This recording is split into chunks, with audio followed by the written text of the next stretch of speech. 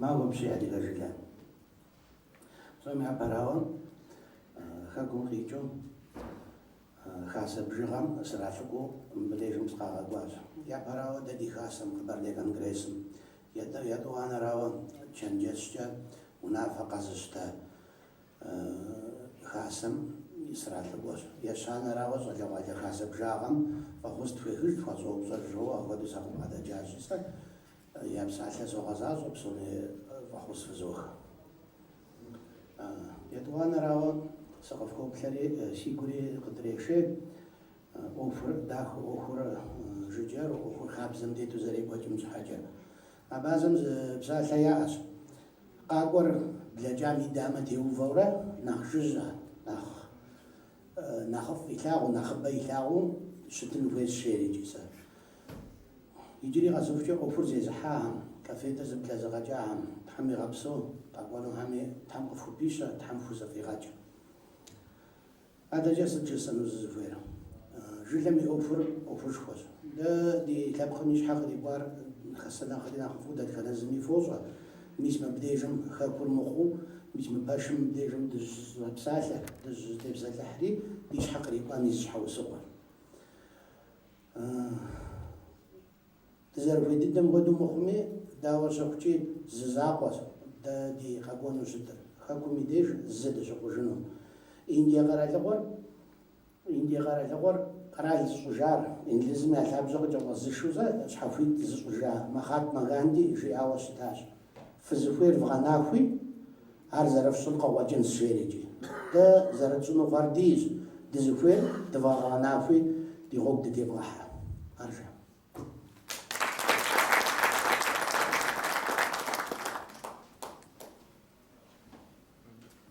Şimdi sıradaki konuşmacımız Metin Uğurtepe, Ankara Çerkez Derneği üyesi.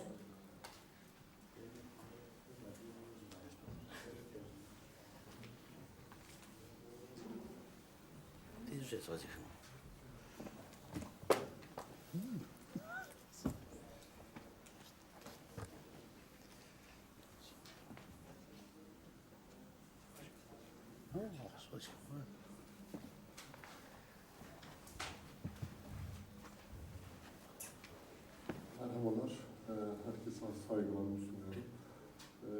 Yine Maraş Köşkü'nde arkadaşım Atilla ve paylaştığımız bir takım konuları dile getirmek için benim haberim olmadan yazdırdım. Toparlayabildiğim kadarıyla aktarmaya çalışayım. Hep şunu söylüyoruz, çıkan bütün büyüklerimiz, arkadaşlarımız, dostlarımızın ifade ettiği şey, birbirimizi ötekileştirmememiz gerekiyor, birbirimizi dışlamamamız gerekiyor diye bir yaklaşım var ve doğrudur, katılıyorum. Ama diğer taraftan da gereken şeyi yapıp yapmamayla ilgili eleştiriler var. Ben şöyle düşünüyorum kendi adıma, eleştiri hakkı çalışmaktan doğar diye düşünüyorum. Benim eleştirmeye hakkım olduğunu düşünmüyorum kendi adıma. Çünkü ben çalışmıyorum. Yani Kafkas Kültür Dernekleri için çalışmıyorum ama farklı bir platformda, farklı bir alanda Kafkas kökenli insanları temsil etmeye çalışıyorum.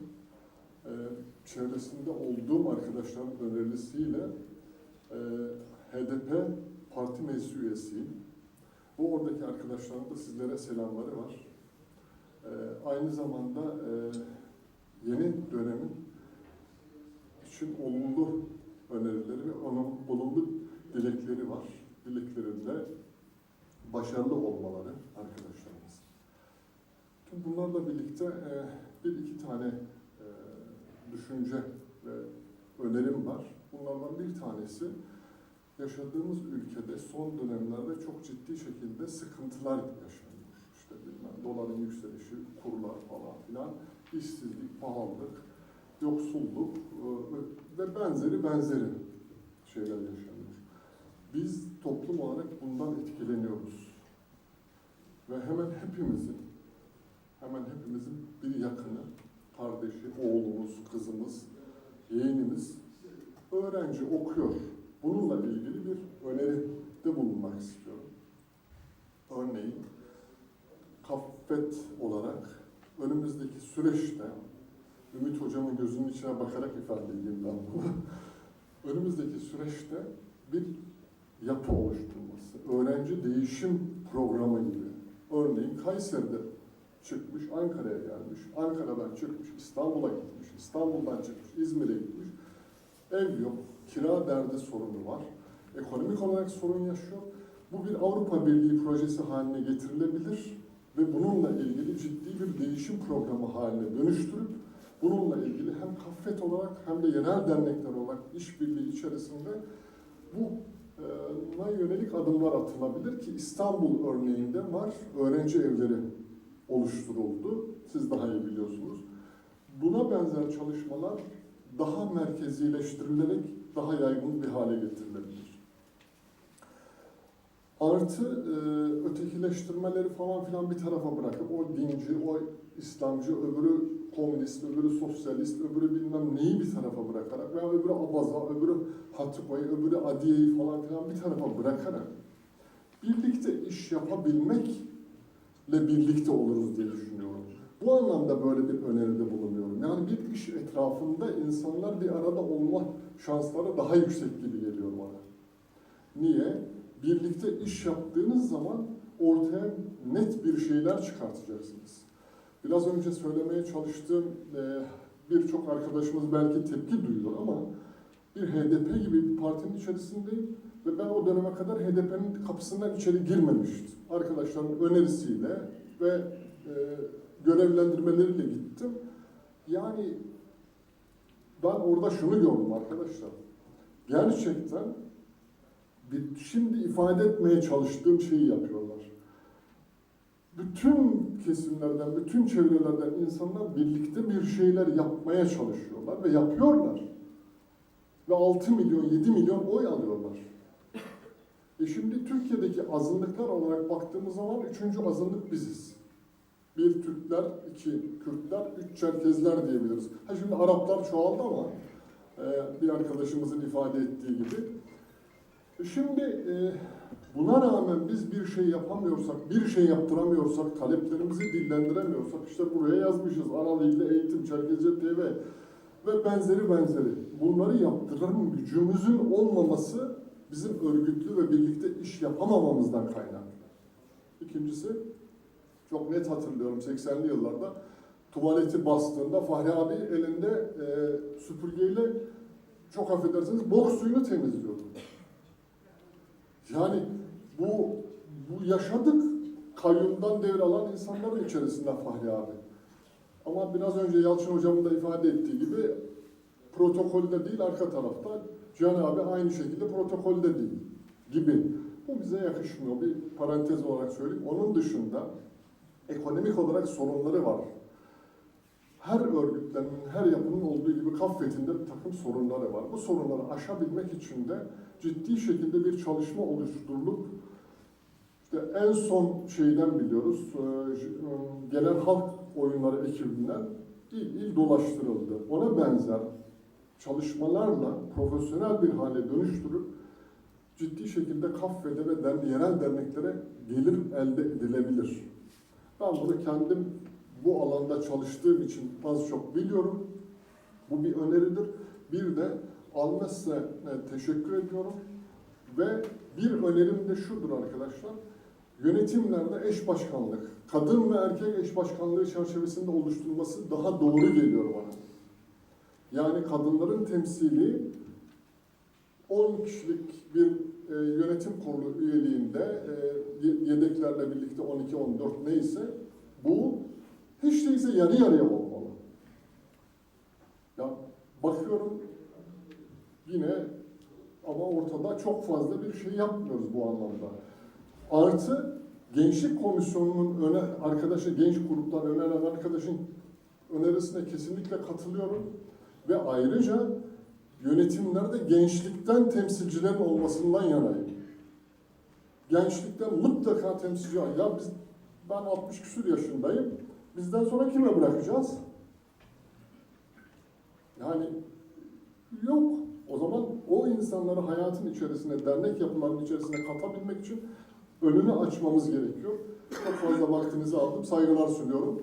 Daha söyleyecek çok şey var ama zamanımız kısıtlı. İyi çalışmalar, tebrikler ediyorum. Değerli misafirlerimiz, son konuşmacımız Atilla Mutlu Alkış'ı davet ediyorum.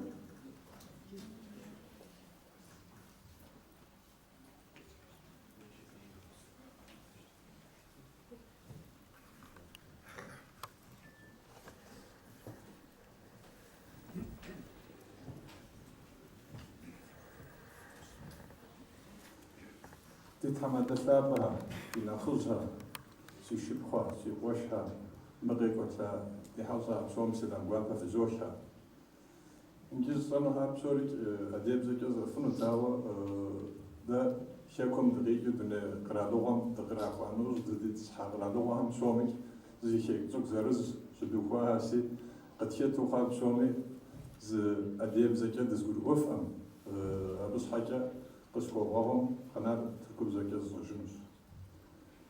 Sayın Divan kıymetli Azur'un hepinizi saygıyla selamlıyorum. Bizler Anavatan'dan geldikten sonra tüm dünyanın değişik yerlerine yayıldık. Buralarda hepimiz birer küçük Anavatanlar oluşturarak yaşamaya başladık.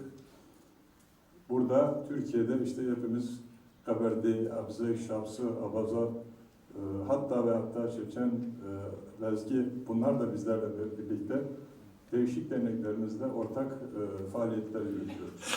Ama dilimiz ortak olarak kullanabildiğimiz bir dil olmadığı için mecburen Türkçe konuşuyoruz burada. Sizlere ben bilmiyorum, Kahramanmaraş Göksu'luyum, Yemuzlardanım. Ankara'da Maliye Bakanlığı'nda vergi denetim kurulunda görev yapıyorum. 3 dönem Kaffet Yönetim Kurulu üyeliği yaptıktan sonra yönetimden istirham ettim. Dedim ben de lütfen kenara bırakın beni diye. Fakat bırakmadılar. Denetleme Kurulu üyesi olarak şu an yönetimdeyim. Kısmetse yarın bu görevimizde yeni yönetime devredeceğiz. Bu topluma bir şekilde hizmet edebildiysem çok mutluyum. Edemediysem de ben toplum adına bir şeyler yapmaya çalıştım. Kendimce toplum adına doğru bulduğum her şeyi yapmaya çalıştım. Birçok yerde eleştiri aldığımız oldu. Fakat bunların hiçbir tanesini yaparken şahsi nam ve hesabıma yapmadım. Tamamını toplum adına doğru bulduğum hareketleri yapmaya çalıştım. Bunlar için elimden geleni yaptım. Bundan sonra da yapmaya devam edeceğim. Yani bu toplumun bir ferdiyim. Burada öncelikle Sayın Ümit Dinçer kardeşimizin başkanlığında oluşan ekibi tebrik ediyorum. Yani bu taşın altına elini koymak her yiğidin harcı değil. Öncelikle kutluyorum böyle bir şeyi elde ettikleri için. Bizler Ahmet'i Mehmet'i sevmeyebiliriz, ayrı bir olay. Ama Kaffet bizimdir, dernekler bizimdir. Her zaman ne gerekiyorsa canla başla Kaffet adına, dernekler adına yapacağız. Yapmaya da devam edeceğiz. Ben kendi şahsım adına bu sözü her zaman veriyorum. O yüzden de yeni yönetime aday olan ve seçilecek, yani şu anda gözüken tek liste herhalde, arkadaşlarımı şimdiden tebrik ediyorum. Bu istişare toplantısını ben çok önemli buluyorum. Yıllardır da söylüyorum. Hatta ve hatta daha önce de önermiştim. Biz bunu sadece federasyon genel kurulundan önce değil, mümkünse yılda bir iki defa tekrarlarsak çok iyi olacağını düşünüyorum. Ve dünyada hiçbir toplumda olmadığına inanıyorum böyle bir istişare toplantısının. Yani bir kuruluş, STK, kendisini masaya yatırıyor. Ben ne yaptım, nasıl yaptım, bundan sonra ne yapmam gerekiyor diye. Çok değerli katılımcılar geldi. Çok güzel şeyler ifade ettiler. Bence vakit var. Salon şeyin duyurusunu yapmadı. Katılmak isteyen varsa diye tekrar bir duyuru yaparsanız 5 dakika kısıtlamasına da gerek yok. Biz burada biz bizeyiz, aileyiz. Yani sıkılan çekip gidebilir istemeyen ama çok güzel değerli şeyler çıkacağına inanıyorum ben bu salondan. Çünkü bu salondaki birçok insanı izlediğimde kendi sosyal medyalarından çok güzel paylaşımlar yapıyorlar bunlar. O yüzden hepsi birbirinden değerli insanlarımız. Bunların sözleri, söyleyeceği düşünceler bizler için önemlidir. Dernek ve STK'larımıza lütfen sahip çıkalım. Buralar bizim. Ben kendi şahsım adına 3 tane derneğe üyeyim. Aidatımı ödüyorum. Sorumluluklarımı yerine getirmeye çalışıyorum. Onun dışında Kaffet Denetleme Kurulu üyesiydim. Bu dönem Dünya Çerkez Birliği Yönetim Kurulu üyeliğine seçildim. Orada da elimden geleni yapmaya çalışacağım toplum adına. Sizlerin önerileri olursa bunlarla birlikte yol almaya mutlaka gayret edeceğim. Toplum adına ne yapabilirsek yapmak için buradayız. Hepimiz bu inançla çalışıyoruz. Dolayısıyla biz birbirimizin arkasında durmalıyız. Bizlere değişik şekilde hakarete varan eleştiriler geliyor. Lütfen bunlara izin vermeyin. Ben kimseye hakaret etmiyorum. Ben de hakaret edebilirim. Hem de iyi hakaret edebilirim ama böyle bir şeye gerek duymuyorum. Ben toplumun her ferdi benim için önemlidir. Ha çok kalbimi kıran olursa gidiyorum bizzat ilgiliyi bulup yüz yüze konuşuyorum. Ama biz birbirimize sahip çıkmalıyız. Burada kafede veya işte Ankara Derneği'ne veya işte Kayseri Derneği'ne veya Maraş Derneği'ne bir şekilde aman bir yanlışını bulayım da dur hele sosyal medyadan bir giydireyim ben buna mantığını bırakalım. Lütfen bunu yapanlara da prim vermeyelim. Bu dernekler bizim. Çocukluğumuzdan beri dişimizle, tırnağımızla kazıyarak biz bu dernekleri ayakta tutmaya çalışıyoruz. Hiç kimsenin buralara saldırma hakkı yok. Bu saldırıları da lütfen keselim. Biraz önce Yalçın kardeşimiz söyledi. Dedikodu. Yani bunları biz bertaraf etmeliyiz. Kesinlikle katılıyorum. Yani birbirimizi yiyeceğiz. Bir de farklı bir grup daha var. Kendisinin sosyal hesabının etrafında bir dünya oluşturmuş. Orada paylaştığı her şeyle Çerkezliği idare ettiğini düşünen insanlar var. Ya bizim derneklerimiz var. Dernek başkanlarımız var. Yönetimlerimiz var. Ve bunlar hepsi bizim kardeşlerimiz, canlarımız, ciğerlerimiz. Hepsiyle ulaşabiliyorsunuz, konuşabiliyorsunuz. Gidip o insanlara veya yöneticilerimize önerilerde bulunmuyorlar. Derneklerin kendi sosyal medya hesaplarından oradan bir giydirme yapıyor. Dernek şunu niye yapmıyor, dernek bunu niye yapmıyor? Tamam bitti. O sosyal görevini yerine getirdi. Kendince çok büyük bir çerkezlik yaptı. Her şeyi bitirdi. Veya herhangi bir derneğimizi yerin dibine sokmakla tamam kendisi büyüdü. En büyük çerkez oldu. Ama ne yapıyorsunuz? Burada paylaşımlarımız medyaya yansıyor. Sosyal medyada değişik insanların içinde dönüyor. Ve toplum bunu okuduğunda siz Çerkezler böylesiniz diyor. Lütfen, olabilir, yanlışımız olabilir. Ama biz kendi içimizde değerlendirme yeteneğine sahip insanlarız. Bunları yapabiliriz. Bir araya gelelim, oturalım, istişarelerde bulunalım, en doğruyu yapalım. Ama dışarıya karşı güç olabilir. Biz mesela Kaffet'te bulunduğumuz sürede ben çok güzel bulduğum bir şey var. Geçen dönem yaşadık. Türkiye'nin 5 büyük siyasi parti temsilcileri veya bu partilerden değişik yerlere aday olmak isteyen bir sürü aday geldi. Bakın bu hiçbir toplumda yok. Hiçbir STK'da göremezsiniz. Yani buraya MHP'lisi geldi, AK Partili geldi, İYİ Parti'den geldi, CHP'den geldi, HDP'den geldi. İnsanlar geliyor diyor ki lütfen diyor sizin diyor desteğiniz bizim için önemli. Biz filan belediye başkanlığına veya filan ilin vekilliğine adayız. Lütfen bize destek olduğunuzu gösterin diyor. Bu büyük bir onur ve büyük bir güç. Dışarıda biz bu şekilde görülüyoruz. Biz birbirimize sahip çıkarsak bunu daha ilerilerde taşıyabiliriz. Benim şahsi düşüncem bu. Kaffet'in bence bir eksikliğimiz vardı. Biz bir şekilde başladık, bir şeyler yapmaya çalıştık ama inşallah bundan sonrasında daha da artar. Tabana inmemiz gerekiyor. Yani benim köyüme gittiğimde köydeki bir insan Kaffet'i benimle tartışabilmeli. Biz bunu taşıyamadık, bu sahaları. Birkaç defa yeltendik, muhtarlarla toplantılar yaptık. Çok olumlu dönüşler oldu bunların bölge muhtarlarıyla. İnşallah yeni yönetim, bilmiyorum benim şeyimi dikkate alırsa, köydeki insana Kaffet'i gösterebilmeliyiz. Aynı şeyi Anavatan'da da yaşıyoruz. Gidiyoruz, Dünya Çerkez Birliği'ni köylerde bilmiyorlar. Biliyorsunuz, yani belli bir kesim tartışıyor, konuşuyor ama işte genel kurula gidiyorsun, toplantılarına katılıyorsun, geziyorsun insanlara diyorsun ki işte ben Dünya Çerkez Birliği toplantısına geldim veya genel kurula geldim. Bir kısmı o nedir diyor, bir kısmı hiç umurunda değil. Yani oraları da taşıyamadık. Bu güçtür. Oraları taşıyıp ulaştırdığımız zaman biz güçleniyoruz. O yüzden bu misyon önemlidir. Derneklerimizin mutlaka köylere kadar Kaffet'e taşınması gerektiğine inanıyorum. Kaffet bana göre arkadaşlar, yani biraz önce konuşmacılar da ifade ettiler. Türkiye'nin en büyük Çerkez Sivil Toplum Kuruluşu diye. Bana göre dünyanın en büyük Çerkez Sivil Toplum Kuruluşu. Yani DÇB bileşeniyiz biz ama bileşen ne olduğumuz DÇB'nin içinden Kaffet'i bu tarafa koyarsanız Kaffet'ten büyük dünyada bir sivil toplum kuruluşu yok Çerkezler adına. O yüzden burası çok önemli bir kuruluş. Burada bütün dünyaya sahip çıkabilecek bir misyonu tam üstleniyoruz biz. O yüzden görevimiz çok önemli olduğuna inanıyorum. Lütfen buradaki insanlar buraya gerçekten sahip çıkanlar.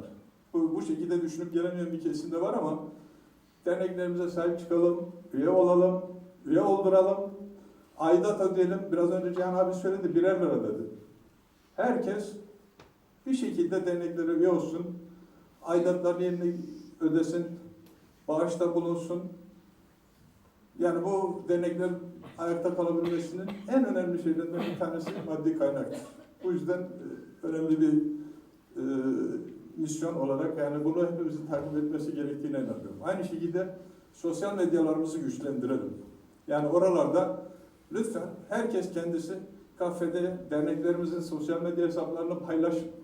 Arkadaşlarınızı buna davet edin. Bunu davet ederken de ya bu Çerkez buna gönderim diye bakmayın. Türkiye'de veya dünyada bu işin taban bulabilmesi için bakıyorsunuz arkadaşınızın 1000 tane veya 5000 tane veya 2000 tane sosyal medyada arkadaşı var. Hepsini kaffedin veya işte Ankara Çerkez Derneği'nin veya İstanbul Çerkez Derneği'nin ya bulunduğunuz ben bütün derneklerin hepsinin sayfalarına aboneyim, takip ediyorum. Hepsini takip edin, ettirin. Sayfanıza girdiğinizde senin 5000 arkadaşın varsa 5000 arkadaşın da senin sosyal medyanı takip etsin. Çünkü bu güç bununla bağlantılı geliyor aynı şekilde. Yani devlet nezdine gittiğinizde veya işte bir siyasi partiye gittiğinizde benim sosyal medyadaki işte Instagram'da olsun, Twitter'da olsun, Facebook'ta olsun sosyal medya hesapçı takipçilerimin sayısı şu dediğiniz anda o rakamı gördüklerinde size bakışları değişiyor. Sizinle pazarlığı değişiyor. Bu bir güçtür. Yani bu gücü niye kullanmayalım? Hani bizim diyoruz ya 3 milyon 5 milyon oluyoruz diye. Bugün Kaffet'in takipçi sayısı 50.000. Siz ne kadar derseniz deyin 5 milyonuz diye. En büyük sayınız 50.000. Onu yapın 5 milyon. Bakın birçok şey onunla beraber gelecek. Otomatik çekip getireceksiniz. Ben bu şekilde olduğuna inanıyorum. Tabana inmeliyiz. Birbirimizi üzmemeliyiz. Birbirimizi üzenlere izin vermemeliyiz. Bu düşüncelerle genel kurulumuzun hayırlı uğurlu olmasını diliyorum. Hepinizi beni dinlediğiniz için de teşekkür ediyorum. Allah şimdiden hayırlı uğurlu etsin diyorum genel kurulum.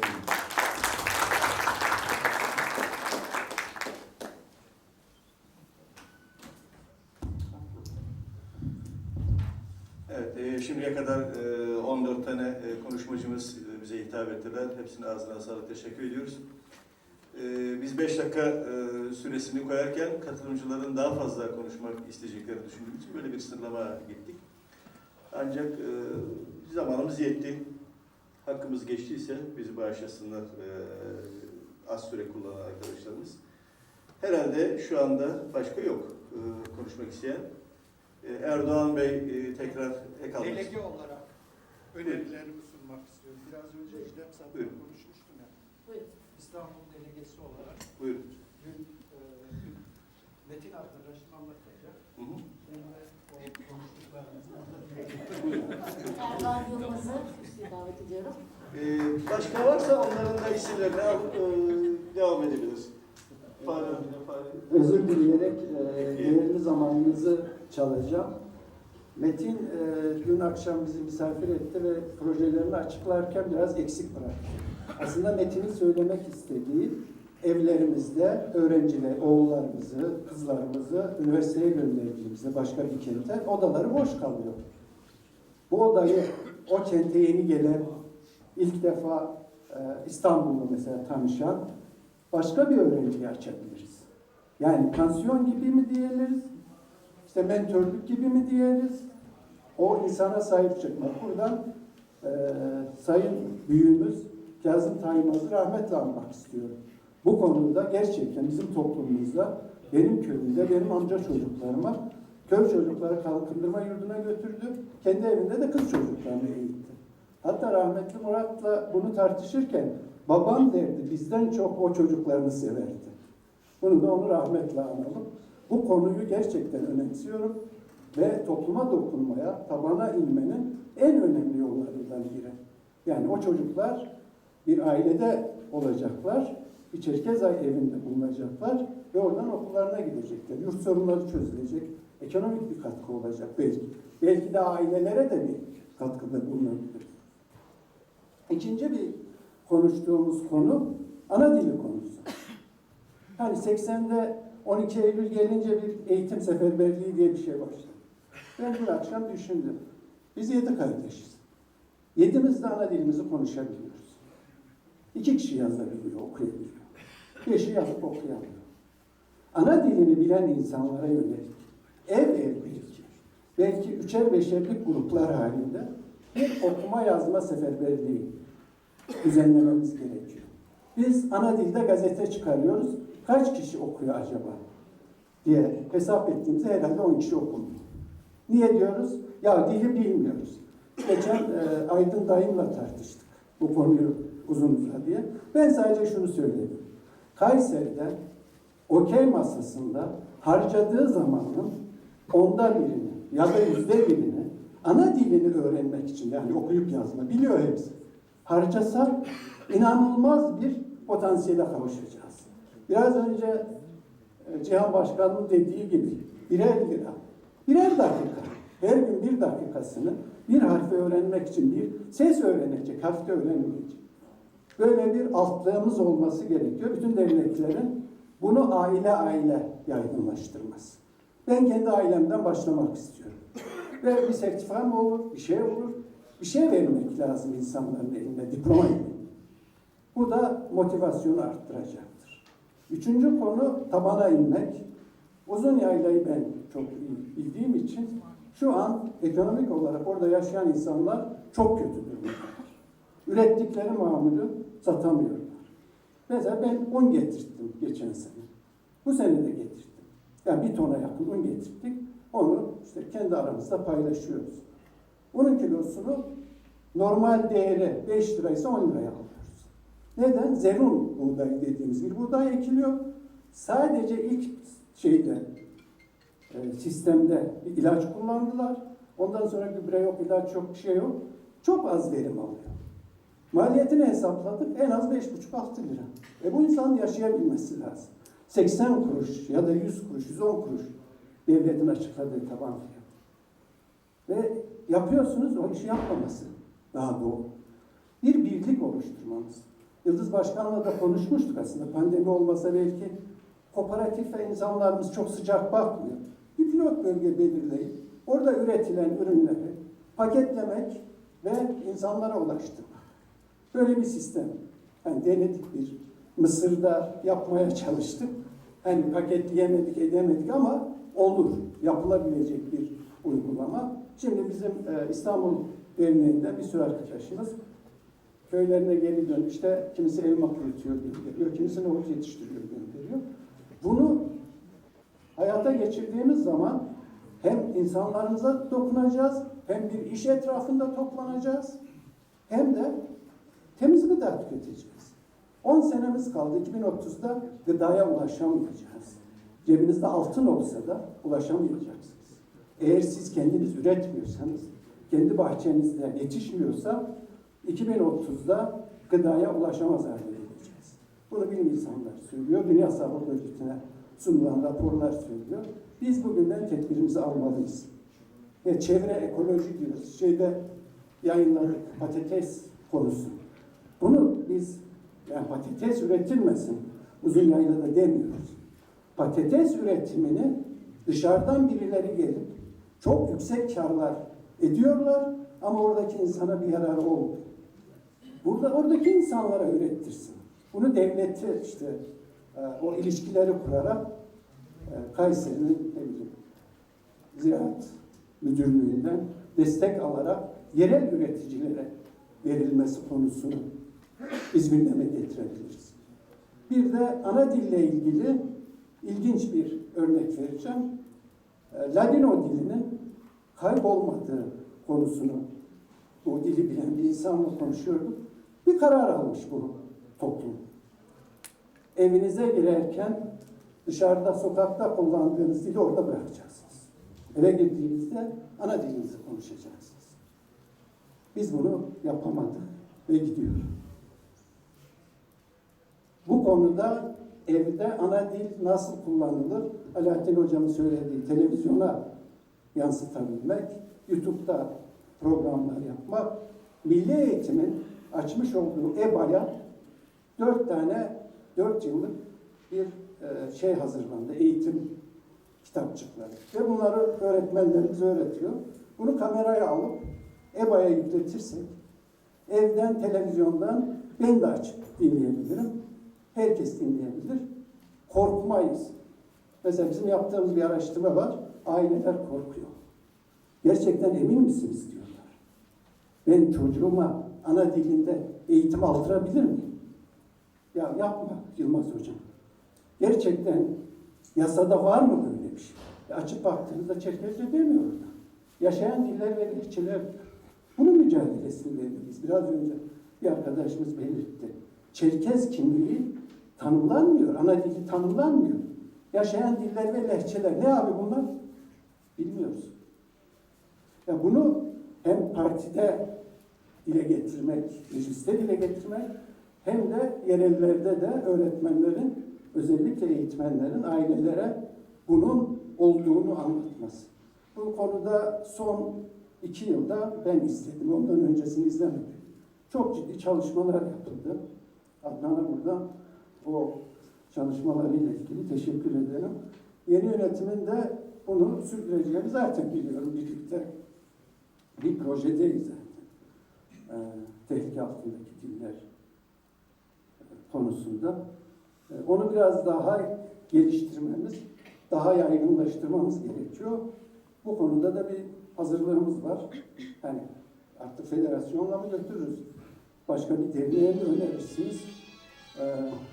Başka bir beşli bir grup olarak ana dilin evde edinilmesi. Yani dünyada nasıl yürüyor? Bizim Çerkezlerde, kırsalda, şehirde nasıl bir zorlukla karşılaşıyorlar ve buna nasıl bir çözüm yapabiliriz? Şeklinde bir projeyle teşekkür ediyorum. Dinlediğiniz için, değerli zamanınız için. Kolay gelsin. Evet, kürsüye değerli büyüğümüz Fahri Huvacı davet ediyorum.